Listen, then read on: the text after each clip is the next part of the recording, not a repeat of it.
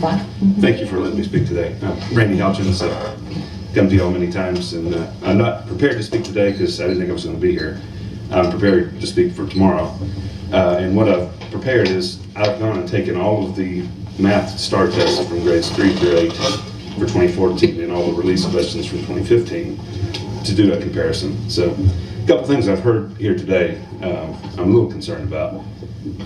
There seems to be a push to blame the teachers for the kids not doing well with this new reform math, and that's really not the case. The reason kids are struggling is because these teachers are actually teaching these multiple methods. They're actually following the direction of the development, the professional development. The students that are really struggling are struggling because of that. The students who are actually getting it are because their teachers aren't following the rule plan. So just wanted to make that point. Because of the way the TEKS are written to include this reform math, it's not just the process standards, as I found out, having worked all the problems and gone back and actually read each of the TEKS and found what is in the TEKS, where it is, the process standards are in the content standards themselves. I have found that the TEKS actually call out multiple models, pictorial models, area models, that's where a lot of this multiple methods is coming from, and it is having to be tested, and you'll see that tomorrow when I give you all the worked problems. They are testing the methodology, and that's I don't think is right. The other argument I hear a lot, this conceptual understanding versus knowledge and skills, they're not separate. When I hear that teachers are just teach the standard algorithm and tell the students just go work the problems, that's not how it's supposed to be. You should teach the standard algorithm with conceptual understanding.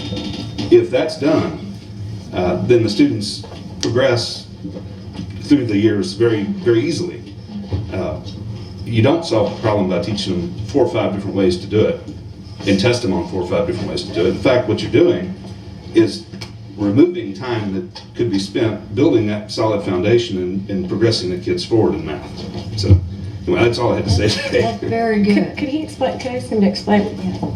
What do you mean? Can you give an example of teaching the standard algorithm with the conceptual understanding? Okay. Well, you see pictorial models teaching with Legos, teaching Or fractions. the tiles you brought Right. to it, yeah. You could use that to teach the example, but quickly transfer them over to how do you apply that to the standard algorithm.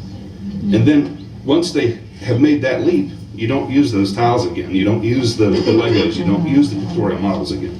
Once you have the concept and can apply it to the standard algorithm, Got a thumbs up from our math expert. then you don't need to know that stuff, and you shouldn't be tested on it. Well, So- why aren't our teachers doing that? Don't tell me. Professional It's development. professional development, yes. Yeah.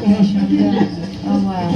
But I don't agree with what I see coming out of the Dana Center and some of these other reform math areas, where they're insisting that each student be proficient at multiple methods, and they don't really care about the end answer in a lot of cases.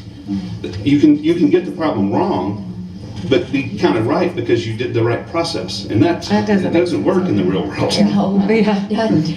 Not if you're my surgeon. A lot of things. Yeah. So anyway, both sides of this argument, it's been going on for quite a while. I do encourage you to read the brief history of mathematics that Dr. Hines passed out, because it really does explain this. And then there's another article by Dr. Wu, who also worked in California back when all this was tried, and he wrote a bogus dichotomy, basically conceptual understanding versus knowledge and skills, and that's a great article. No, wait, who can you send the link to us? I will. or- I will. Yeah, Okay. yeah, please. Yeah, okay. So tomorrow will be interesting because I'll have examples from release STAAR tests to show you what they're really testing. Okay, that'd be great. Wonderful.